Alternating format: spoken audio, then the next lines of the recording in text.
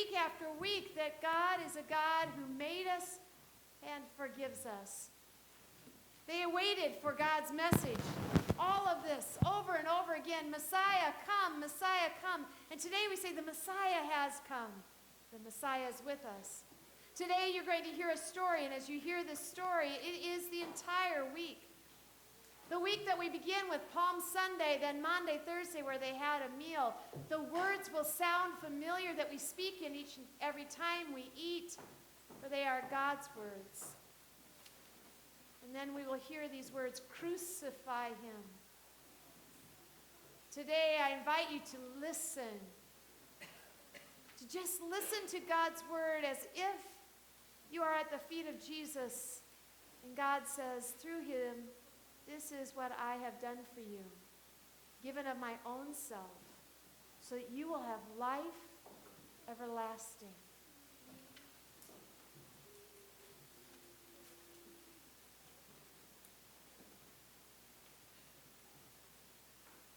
The Gospel of Matthew, chapters 26 through 27. When Jesus had finished saying all these things, he said to his disciples, You know that after 2 days the Passover is coming, and the Son of Man will be handed over to be crucified. Then the chief priests and the elders of the people gathered in the palace of the high priest, who was called Caiaphas, and they conspired to arrest Jesus by stealth and kill him. But they said, Not during the festival, or there will be a riot among the people. Now, while Jesus was at Bethany, in the house of Simon the leper, a woman came to him with an alabaster jar of very costly ointment, and she poured it on his head as he sat at the table. But when the disciples saw it, they were angry and said, Why this waste? For this ointment could have been sold for a large sum of money, and the money given to the poor. But Jesus, aware of this, said to them, Why do you trouble the woman? She has performed a good service for me. For you always have the poor with you, but you will not always have me. By pouring this ointment on my body, she has prepared me for burial. Truly, I tell you, wherever this good news is proclaimed in the whole world, what she has done will be told in remembrance of her. Then one of the 12, who was called Judas Iscariot, went to the chief priests and said, What will you give me if I betray him to you? They paid him 30 pieces of silver.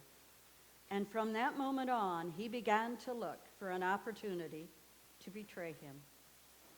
On the first day of unleavened bread, the disciples came to Jesus, saying, Where do you want us to make the preparations for you to eat the Passover? He said, Go into the city to a certain man and say to him, The teacher says, My time is near. I will keep the Passover at your house with my disciples. So the disciples did as Jesus had directed them, and they prepared the Passover meal.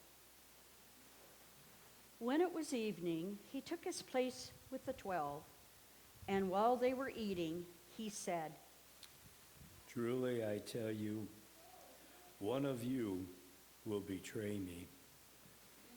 And they became greatly distressed and began to say to him, one after another, Surely not I, Lord. He answered, The one who has dipped his hand into the bowl with me will betray me. The Son of Man goes as it is written of him. But woe to that one by whom the Son of Man is betrayed. It would have been better for that one not to have been born. Judas, who betrayed him, said, Surely not I, Rabbi. He replied, You have said so.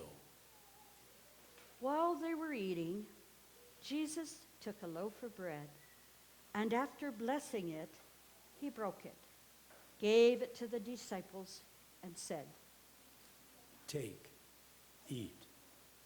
This is my body.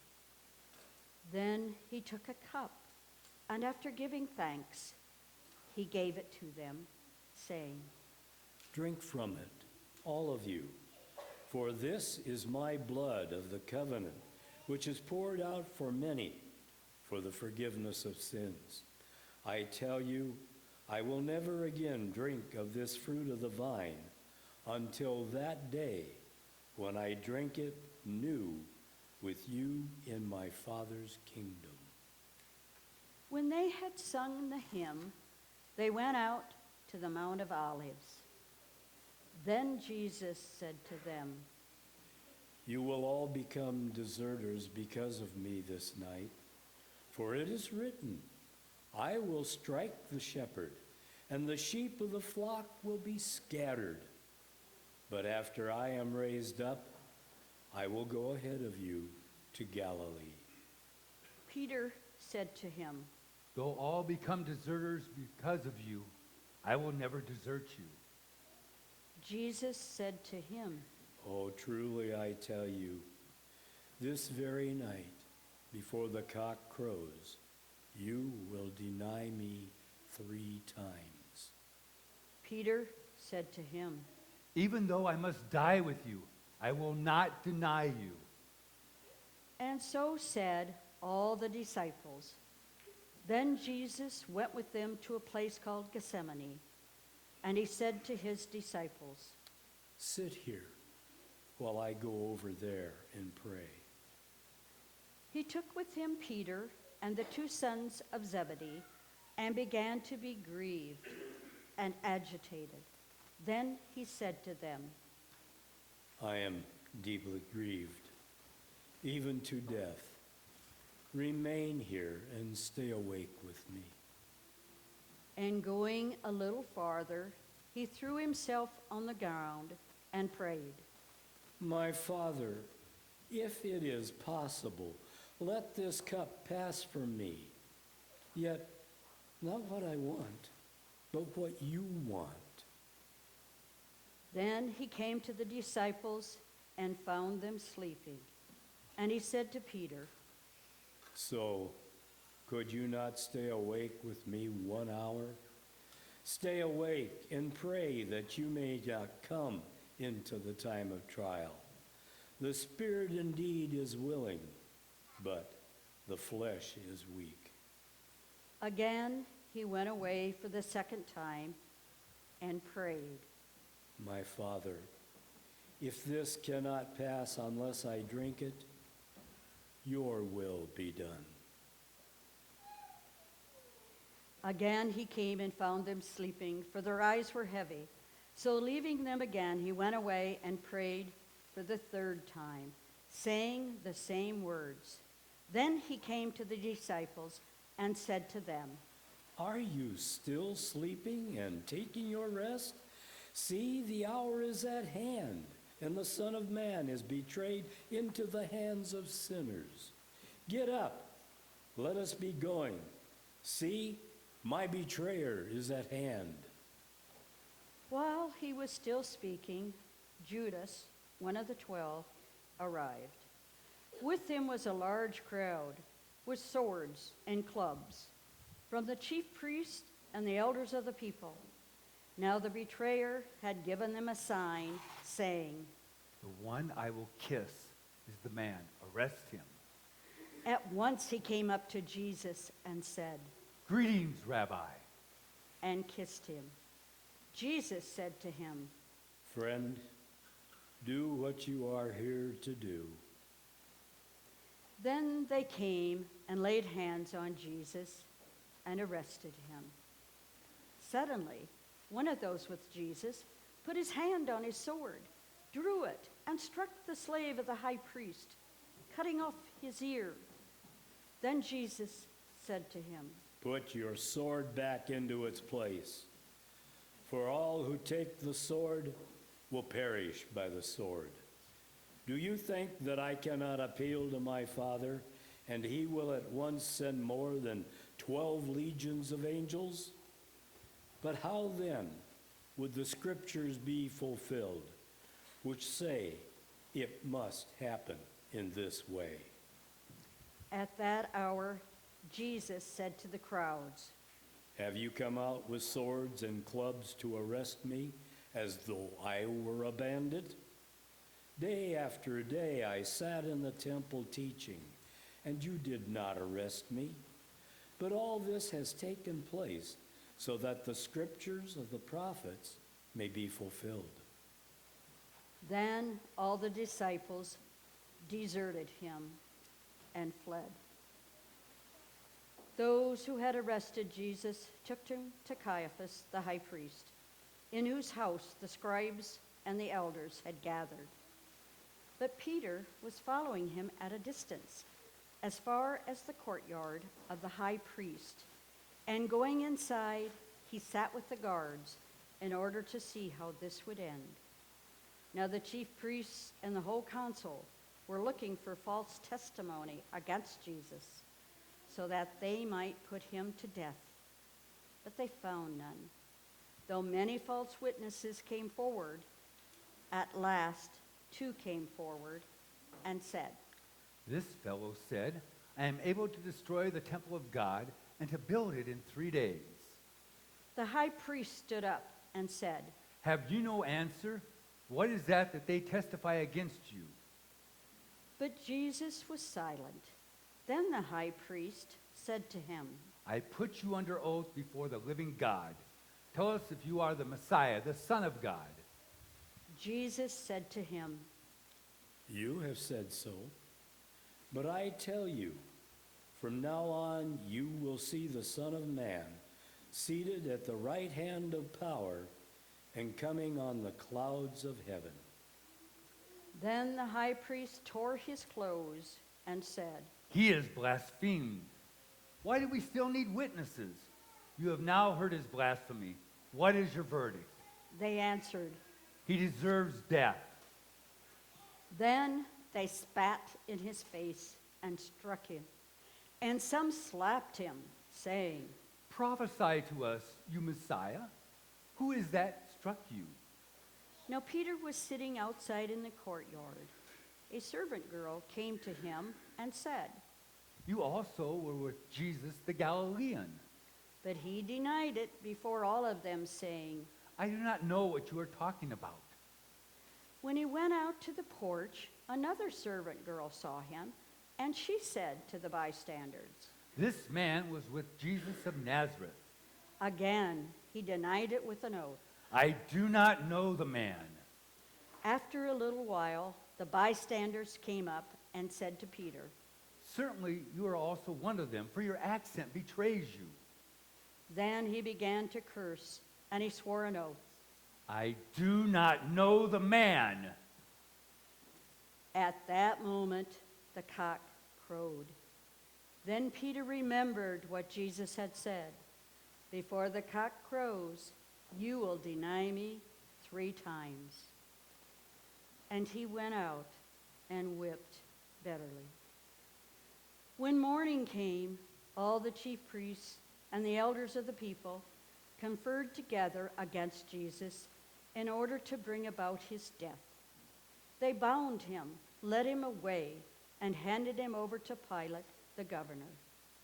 Now Jesus stood before the governor, and the governor asked him, Are you the king of the Jews? Jesus said, You say so.